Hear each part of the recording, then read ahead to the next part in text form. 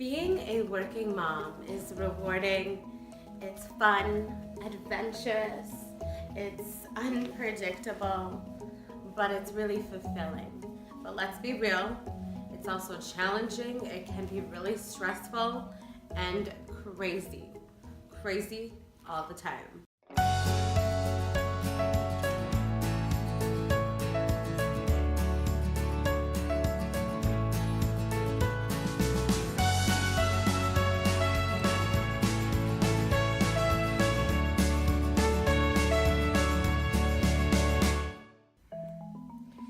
Mila, wake up. Mila, wake up. Wake up, Mila. Good morning. So this is a typical morning for us. I think every working parent can relate to crazy mornings like this one.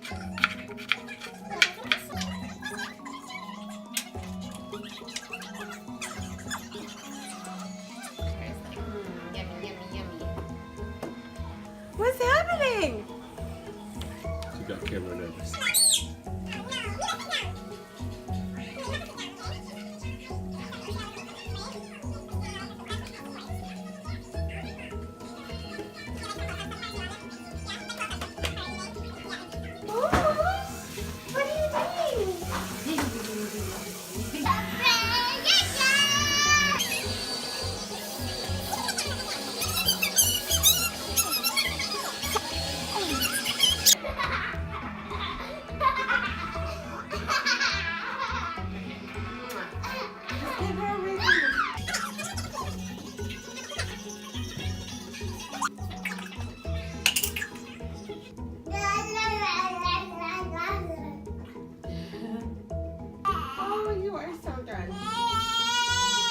There we go. We need socks. I know, we need socks for her. Get her socks. What about boots?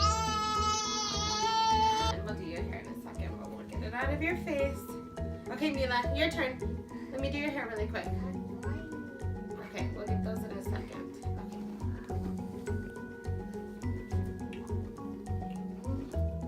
Okay, now turn that way. You still have my card. I have your cards. You excited? We are done. You're almost done.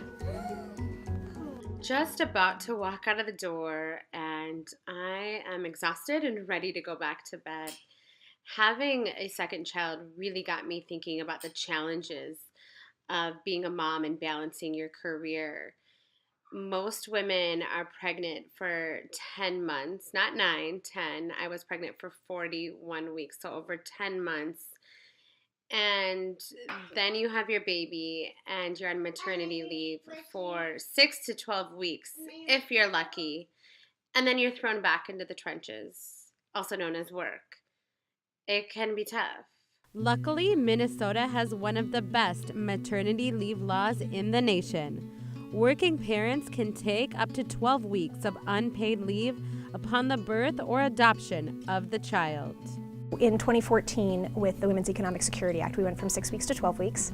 And those, the parental leave law also can apply when if the pregnant woman needs to do medical attention prior to giving birth to the baby.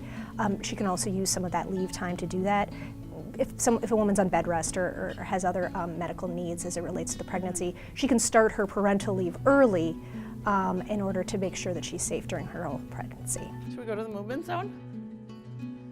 Are we going to follow the bumpy wall? Diane is the mother of 4-year-old twins. Obviously, I want to be the best parent that I can be and really be there and be attentive for my kids, as well as my partner and my family, but I also am very committed and passionate to my job and to my company. What are the biggest challenges of being a mother and a career woman? You're a new mother, I mean, you're just 24/7, you're just with your kids, and especially since I had twins, it was all on, you know. And to go from that and the major gear shift to come back here and try to get my head back into the business and to my responsibilities here for my team and for the business, definitely a challenge. Diane faced the challenges of returning to work 12 weeks after having her children. Fortunately for her, her workplace of 20 years, Allianz, provides an on-site daycare. We have a lot of different family-friendly benefits, starting with this wonderful child development center that we just built in 2011. We also have extended leaves of absence for moms and dads, paid when they have their children. And we also have parental learning classes that are offered here at the daycare center, but you don't have to have your child enrolled. You can take those classes anytime on parenting. And we also have prenatal care as well, classes. How beneficial is this on-site child care center for a working parent with young children? To me, it helps us attract and retain a great employee base. And I think, it's a sign for parents that we care about their families. And so that makes them feel very comfortable about us as a company to work for. My partner actually also works here, so to have our whole family here on site is phenomenal, that we all come and go, and when we're driving by Allianz, there's work, there's school, and this is the place that we know as a family. Today, more and more companies in the Twin Cities provide on-site daycares. At Allianz, parents like Diane can enjoy the fulfillment of their career without losing time from seeing their children throughout the day. As a mother of two, I know life can get really hectic, so it's really nice that you're able to come down here and be able to visit them at any time. Yeah, absolutely. I mean, it's such a huge benefit. I mean, from employee loyalty perspective, so I've been with Allianz for 22 years, so I've been here a long time. It's a company that I love, I feel passionate about, and but the fact of now being a mother here and being able to leverage this, having this available and how much it has supported me, my partnership with my partner Shelley, with my whole family and my career, all of that gets supported through this has just really increased my level of loyalty even beyond the high level it was. They can visit anytime. They can come down, read a book, they can come down, have lunch. And during the day, the teachers send them emails saying, here's what your child is doing today with pictures and updates. So there's a lot of communication back and forth. As a career woman, it's really easy to get caught up in your own bubble and your own career and work. So it sounds like you're really involved with what they do here at the Child Care Center. Yeah, absolutely. I mean, like I say, my priority is my kids. I mean, I'm very proud of what I've done in my career, but I always say the title that I'm most proud of is Mama. The fact that to have those kids and to be there and to support them, it means the world to me. When we return, protecting the working nursing mother in our state.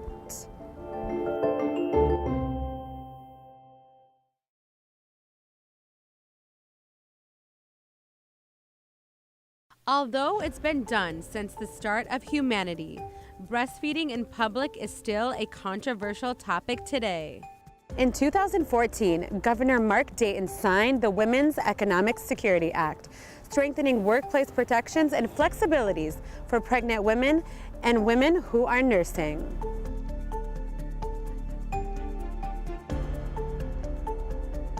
This law actually applies to every employer in the state of Minnesota, regardless of how many employees they have. So one employee, this law applies. And what the nursing mother law provides is the opportunity for a woman who is expressing milk. So she goes back to work, right? She still has a new baby at home and she's still providing breast milk to the child. So she needs to express milk at a regular interval while she's at work. This law allows for, and actually requires, that the employer provide reasonable unpaid time off to express milk and a location where the woman can have privacy and can have access to an outlet and can not be in a bathroom. This law specifically says that this can't be a bathroom, and it needs to be near the individual worker's location, so you don't have to go down the street to be able to express milk. Sunday night I got a phone call where he decided to tell me that he decided he wasn't going to let me pump at work. That wasn't the case for Tara. After giving birth to her third child in 2011, she was fired for pumping on the job. He called me the Sunday night before and said that I decided I don't think I'm going to allow it to happen. It's going to affect my business. And I ended up telling him that I was going to look into my rights, but when I went into work the next day, he just let me go anyway. Said, based on the conversation last night, we decided, I just decided that it's not going to work out. Did you see that coming? Not exactly. I could tell he was having an issue with it. I wasn't sure why, because we did discuss it before my maternity leave. I don't know, there was just a strange vibe. I could kind of feel that he wasn't on board with it. I did think that I could find out what my rights are and let him know. But I didn't get that chance while I was still employed, so I did it after he let me go. Sharing her story, Tara testified at the Women's Economic Security Summit. She teamed up with local nonprofit Gender Justice to settle her case. It's something that feels shameful when it shouldn't at all. Lisa is the co-founder of Gender Justice, who works to address the causes and consequences of gender inequality through legal and policy advocacy. How did you guys work with her then to settle her case? We brought a case for Tara even though we might not have had any way to get any remedy for her, any damages. Sure. Because as public interest lawyers, we thought, well, we need to tell this story. It needs to be clear that this is still happening to women despite the law. So we can go to court and say, even if all we win is a court order that says you violated this law, we then have that to show to legislators. This law isn't working without the remedy. And one of our theories of gender justice has been a real partnership with our clients as part of how we work. And it was incredibly exciting to work with Tara. I mean, she'd had a devastating experience. She had lost the job. She had lost her daycare spots. She had really had a serious economic impact to her whole family. But she was, on her feet and was really willing to take this stand to help all the other women who might end up in the same circumstance. She was so committed to that. They did all the work, actually. I mean, I just had to be here when they asked me to be here. And then we did some stuff at the Capitol and stuff. I spoke at the Capitol when they were trying to do something about the actual law. Mothers who choose to express milk at work have had the right to do so for over 2 decades. In 1998, Minnesota passed the nation's first law requiring employers to provide accommodations for nursing mothers. But at the time, the law was not enforceable. Women have the right to do this in the workplace, and I don't think I knew how many women actually did struggle to get those rights given to them. Congress overrode that and created in 1978 a Pregnancy Discrimination Act. So that's been in effect for many years. But still, now the courts are hostile to what's considered based on pregnancy. And the 8th Circuit Court of Appeals, which covers Minnesota, among other states, federal appellate court, just under the Supreme Court, said that in that case, that woman's experience was not sex discrimination. I think you should go home and be with your babies. After the passing of the Women's Economic Security Act, the rights of a nursing mother at the workplace were expanded, requiring the employer to provide reasonable unpaid breaks and a safe, clean space for a woman to pump milk. Do you still see cases like Tara's today? For businesses that can prove that providing the space and time would unduly disrupt their business operations. So there might even still be women who aren't accommodated. If an employer makes that argument, then they might need legal representation. The other wonderful piece about the Women's Economic Security Act is that in addition to there being private enforcement mechanisms, there's also an agency empowered to enforce now, which is Minnesota's Department of Labor and Industry. And the changes to the law also mandate that they notify an employer within 2 business days of any complaint relating to failure to comply with the nursing mother's requirements. We want to really help resolve the issue as quickly as possible so that both employers and employees can both be in compliance with the law but so that we're not creating greater barriers related to pregnancy or nursing mothers. How proud are you that you're a part of this whole process, that you help pass these laws to help protect women? Very proud. Very proud, yeah. Up next on Our Issues Twin Cities, the evolution of the working mom over the last 50 years.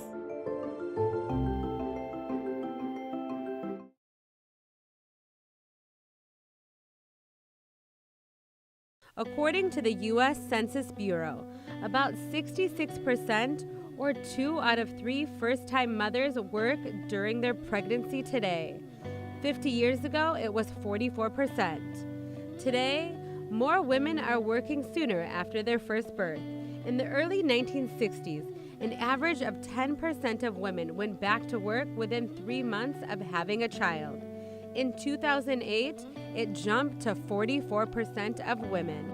In the last 50 years, laws have changed and have been created to protect the working mother. What do you think makes our law more unique or more beneficial for new moms or new dads? Our pregnancy accommodation law is a strong one.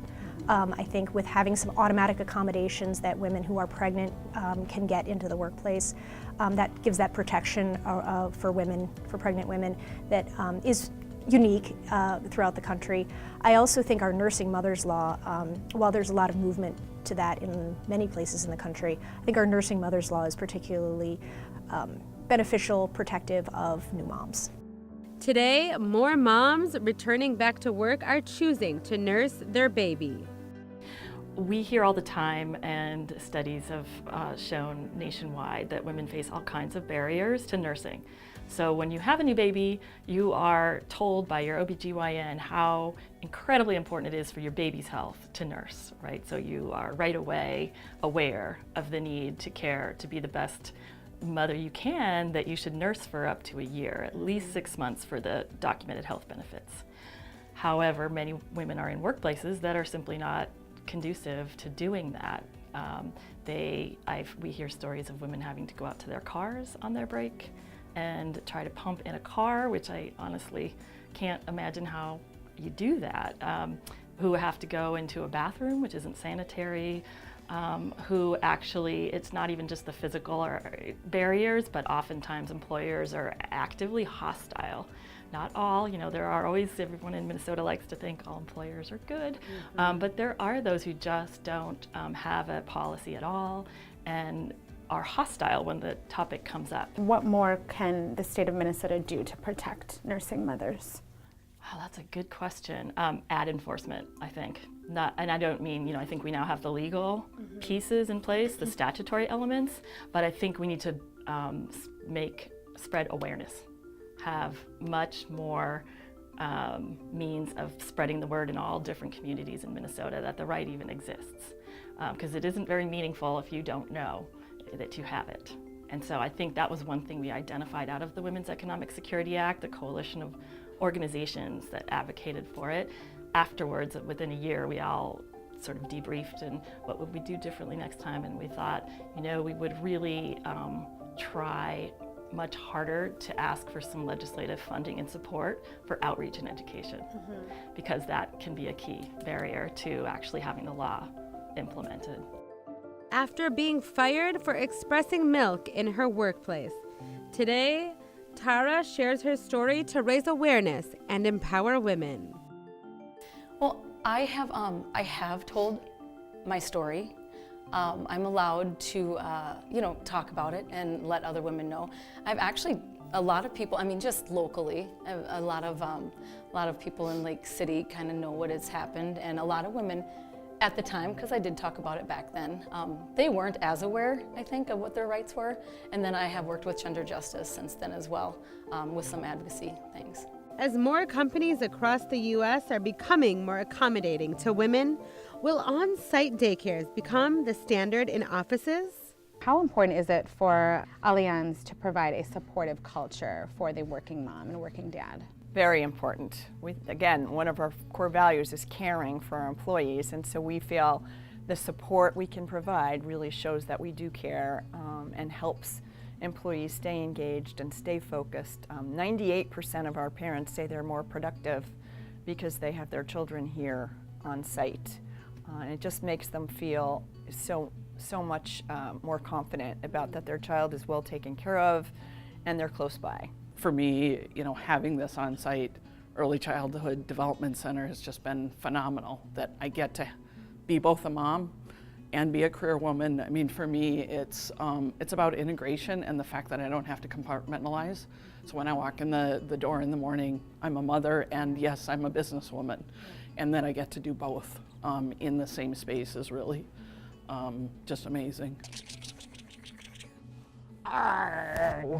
For Diane, a supportive culture has made a world of a difference raising her twins. What advice would you give to a new mom returning to work? That's a good one. Give yourself a little bit of time and space. It is a significant transition, and I think everybody has to figure out what that balance and trade-off is. Definitely leverage resources. So if it's an on-site child care facility that you've got in your work, fantastic, leverage that. If there's other programs or support, so like we have prenatal classes and or parenting classes that are available to all parents in the company, not just the parents of kids that are here in the center, but the center helps provide some of that. Reach out to your support and definitely be gentle with yourself. I mean, it is a big transition, and I think everybody has to find their way through that. Everybody finds a different balance that works for them. So just listen to yourself, I would say, and listen to your kids too. For more information on our state's parental leave laws, please visit the Minnesota Department of Labor and Industry. Thank you for joining me this week on Our Issues Twin Cities. I'm Rana Kamal. See you next time.